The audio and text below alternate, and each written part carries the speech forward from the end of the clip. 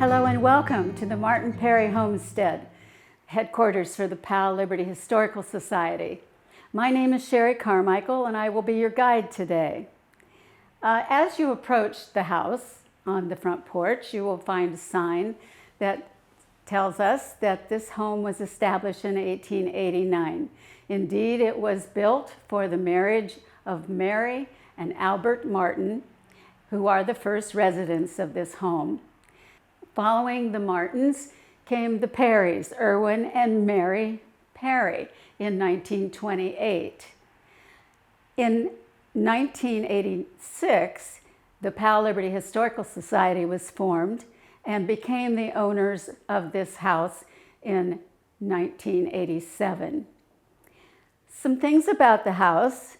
In the first place, this architecture is of no particular significance. However, it is exemplary of a small town, turn-of-the-century home. As we go through the house, I'll point out various things of interest. And we're starting here in what we call the meeting room, which would have been the living room or the front parlor for the families who lived here. In this room, we will show and point out the woodwork, including the bullseyes in the corners, and the transoms over the doors. Of course, the transoms were used for airflow, whether it be cooling or heating. We have a light fixture in the ceiling that came from one of the grocery stores in the center of Powell. We also have a few pieces of furniture. We have a secretary that was at one point in the Oddfellow Hall. We have a pew which came from the Powell Methodist Church. We have a piano, which is in honor of Mary Perry, who was an accomplished pianist and gave lessons in this town, played for many services throughout the area. We also have a couple of oval framed pictures, both of which were town doctors. We have Dr. John Campbell and Dr. Charles Talley. Also above the fireplace, you will see a hanging picture with the two couples who inhabited the house. Starting at the bottom are Mary and Albert Martin, who were, of course, the first couple. They actually had 3 children in this house, and above them are Irwin and Mary Perry, and they had 6 children in this house. Besides those items in this room, there's barely anything because we use this room as our meeting room for our monthly programs of the Historical Society and have to open the area for seating. We are now in the small bedroom that was added to the house before 1928 and was the master bedroom for the Martins. In it, we actually have the original bed that belonged to the Martins. The family gave it to us, and we're very happy to have some of the actual furnishings from the Martins and the Perrys. Also on the walls and on the bed, you will see portraits of the Martin children. To my right, we have Helen. To my left, we have Hazel. And on the bed is a picture of Rhea. Rhea, unfortunately, had scarlet fever as a child. To my left is a sewing machine, treadle, which Mary Martin used not only for her family, but also making some side money by sewing doll clothes for a small doll factory that was here in Powell. And now we are in the dining room. In the days that the earliest family lived here, to begin with, there was no kitchen. Everything was done in this room as far as cooking, washing, and eating. And so the chimney there that would have held a wood-burning stove or coal stove to cook on. Now, in front of the chimney is a lamp that was given to that first family, Mary and Albert, on their wedding day in June of 1889. We are very happy to have that wonderful antique. We also have mustache cups. Mustache cups were something to help the gentlemen keep their mustaches clean while drinking. Other things of note in this room is this beautiful pioneer cabinet and cupboard that is behind me. Certainly earlier than the period of this house, but certainly a wonderful gift. It is filled with dishes and glasses of the time period and a lovely addition to the Martin Perry house. We also have a tea cart with a silver set. So the silver set, the fine dishes, probably were not something that the earliest families would have used except for very special occasions. We also have another light on the ceiling from a downtown store. As is easily surmised, we are now in the kitchen of the Martin Perry home. However, this room, as the small bedroom, was an addition during the period of the Martins before 1928.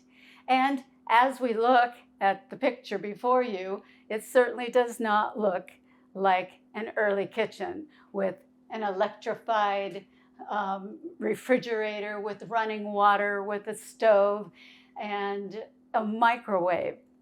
These things we use today. However, in the days of the two families that were living here, there was no running water.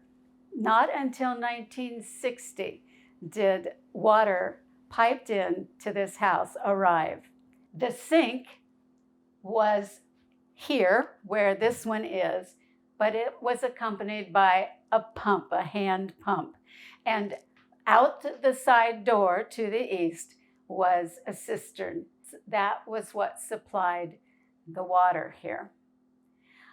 If we turn, though, to the other end of the kitchen, it will look far more like it did during the two families' reign.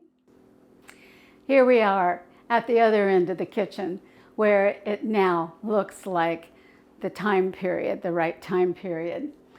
I'm standing beside the Hoosier cabinet, a much lovelier one, perhaps, than the first couples could have afforded, with the leaded glass, but a gorgeous example of a Hoosier cabinet. And within it are many, many of the pieces that the original family did have, from drinking glasses to salt and peppers to canning jars on the top. And of course, they did a lot of their own food prep because of the gardens that they had. And among the things on the Hoosier cabinet are kitchen gadgets that would have made life a little easier for the woman of the house. We also have silverware from that time period and linens from that time period. Cookbooks, coffee makers. I'm holding a little creamer can, and this would represent the fact that the family, the first family for sure, had a cow for their own milk and cream, and Mrs. Martin actually made and sold pats of butter. So they had a small farmette. Can you tell what this is? Well, if you don't know, this is an apple butter stirrer. And besides growing large gardens, having chickens for eggs, a cow for milk and cream, a lot of people in that time period made their own apple butter with a large copper kettle, and this being the stirrer. The holes would have been filled with corn husks to make a brush in order to keep the apple butter from burning as you stirred and stirred for hours until the apple butter was dark and thick. Okay.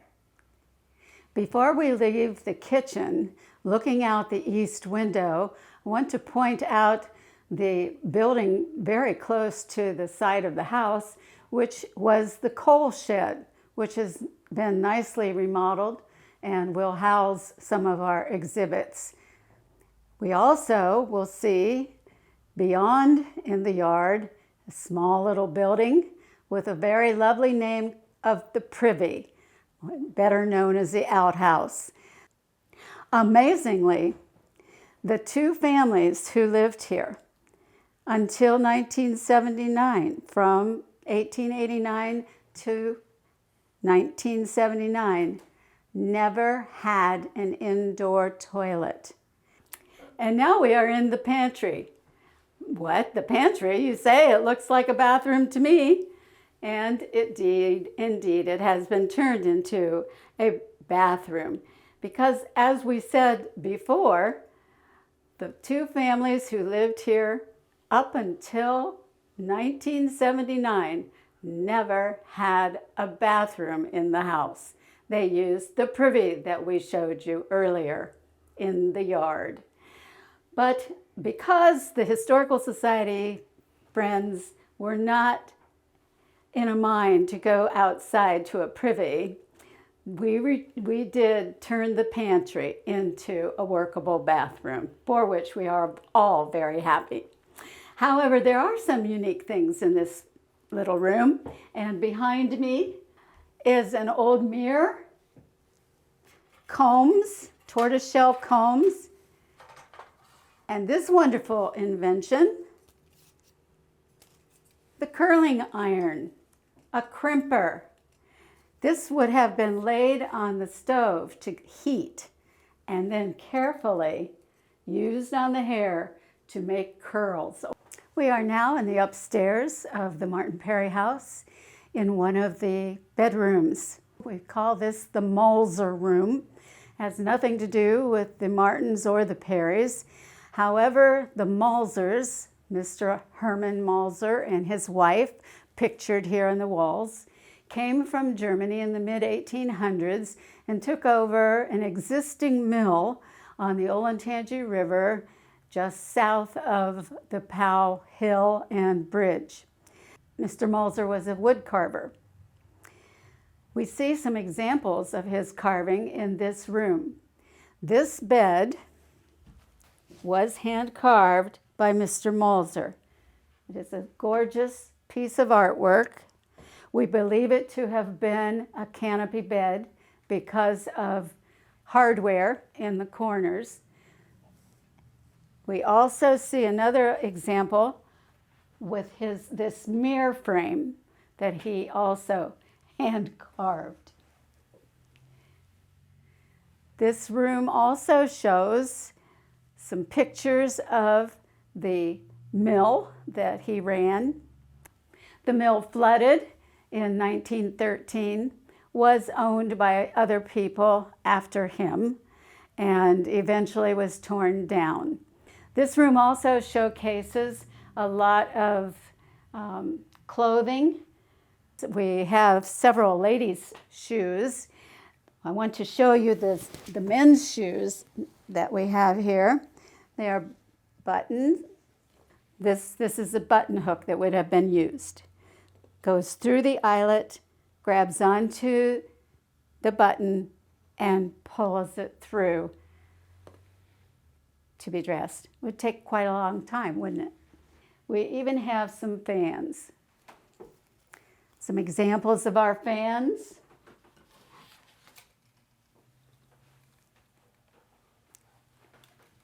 Jewelry and cane handles.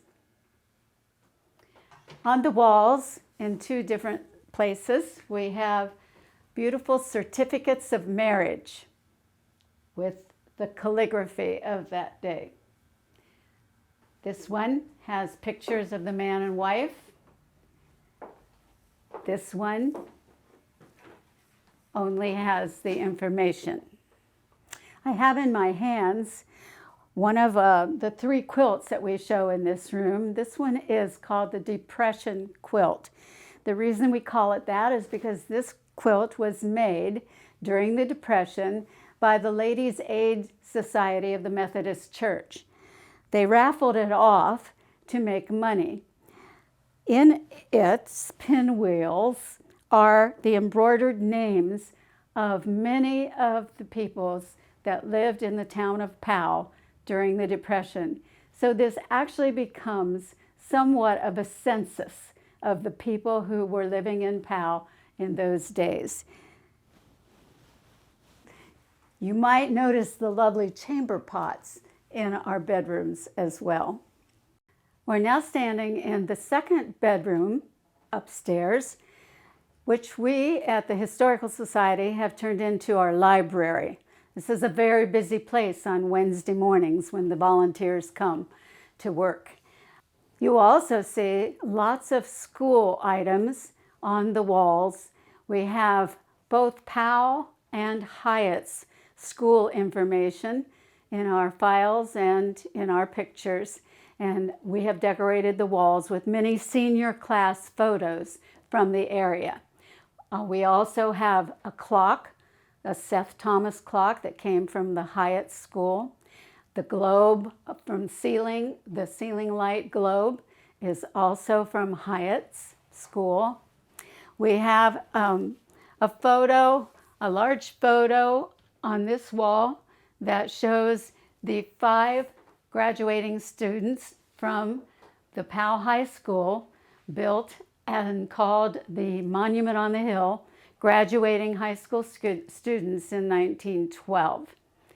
In the library, you will see that these 2 lovely bookcases that hold many of our books actually were made from the wood from the maple tree that had to be removed from the parking lot here at the Martin Perry House. So even the outside has come inside and preserved. As was mentioned before, additions were made to this home before 1928, and we're standing in one of the biggest additions. This room was used as a 3rd bedroom in the upper level.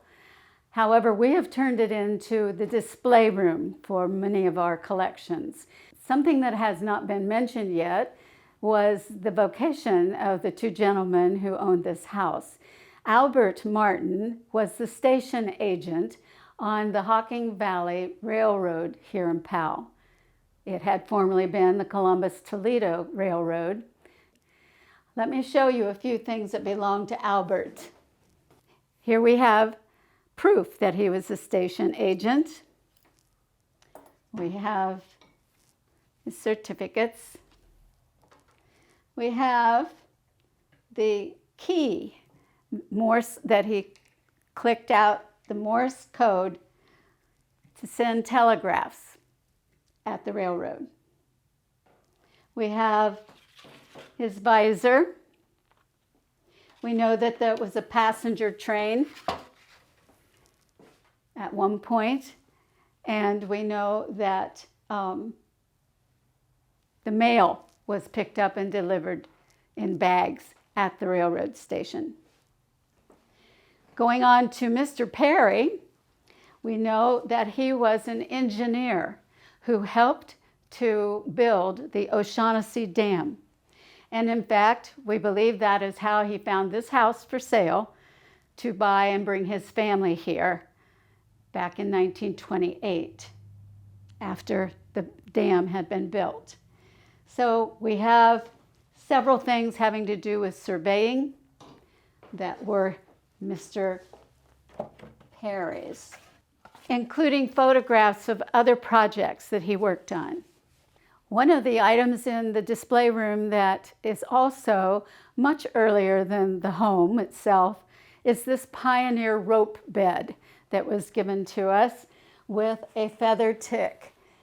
You all know the little poem, Night, Night, Sleep Tight, Don't Let the Bedbugs Bite.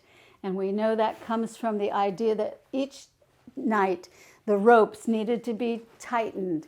And the feather tick was soft, but I'm not so sure it was all that comfortable.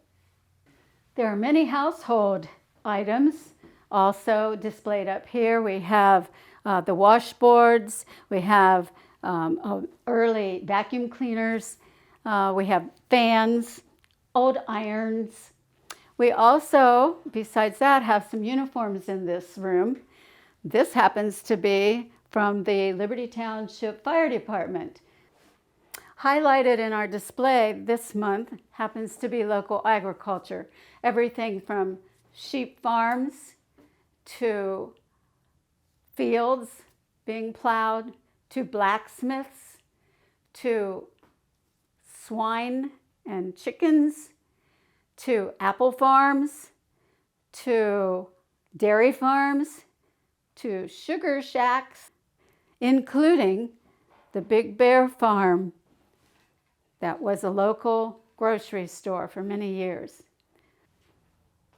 And I direct your attention to this unique tractor that Art Case made from a World War II Army tank.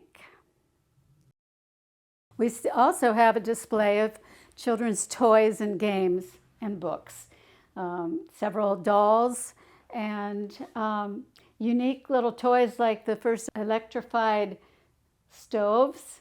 We have early wooden blocks. We have baseball gloves and baseballs. A variety of books, games like Chinese checkers. So we enjoy highlighting the children's things, especially for the kids that come through the house to visit. We have been given many of the service uniforms, both men and women's. Here's an example of the U.S. Navy Wave uniform, ladies, of course. We also have Army and Navy. As you see in this display, we also have photos of local servicemen from World War I through World War II. We have children's uniforms as well. This is recognizable, of course, as Cub Scout or Boy Scouts. We're fortunate enough to have quite a bit that recognize the Girl Scouts and the Brownies. This is representative of the 1950s, early 60s.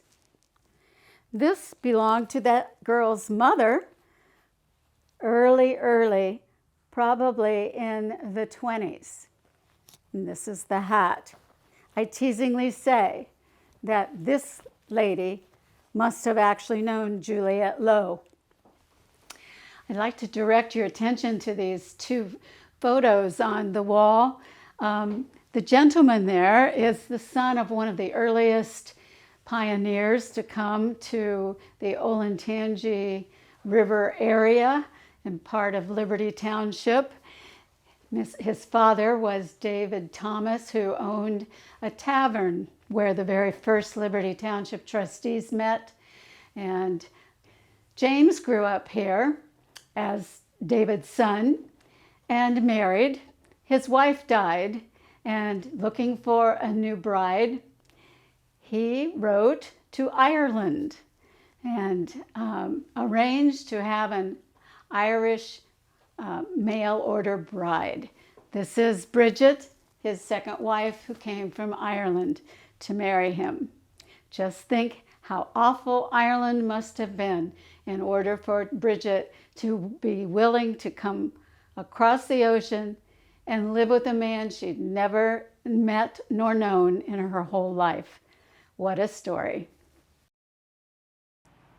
We're ending our tour in my favorite room. We call this the front parlor. Of course, when the second family who had 6 children was here, you know very well this room had to be used as another bedroom. But for us, we have turned it into a lovely sitting room, and we call it the parlor. In this room, we have lovely furniture of the Victorian era. I would direct your attention to this hanging light, which has been electrified, but of course had originally been a coal oil lamp. And on the wall, we have a picture reverse painting that was given to Hazel the first daughter of Albert and Mary upon her marriage. Behind me is a beautiful bookcase and secretary. On it, we have Albert's watch. We have a time capsule that was made by Mary when her first daughter Hazel was born. It has a little piece of her lock of her hair. It has a coin of that period. It has tissue paper roses, which Mary knew how to form. And it includes a bar of ivory soap, which she has carved to show a hand with a finger pointing to heaven. This indicates that they were members of the Powell Methodist Church, for on the top of the steeple at the Powell Methodist Church, instead of a cross, was a hand pointing to heaven.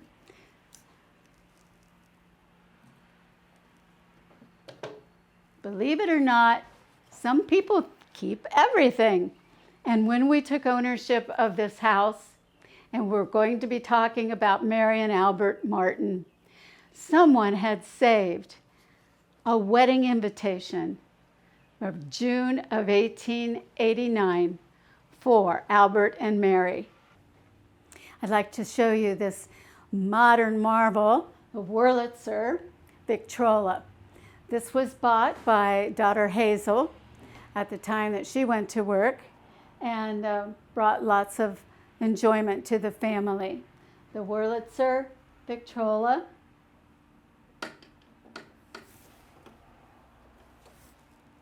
With the needle in the record, crank the crank, and hear the music.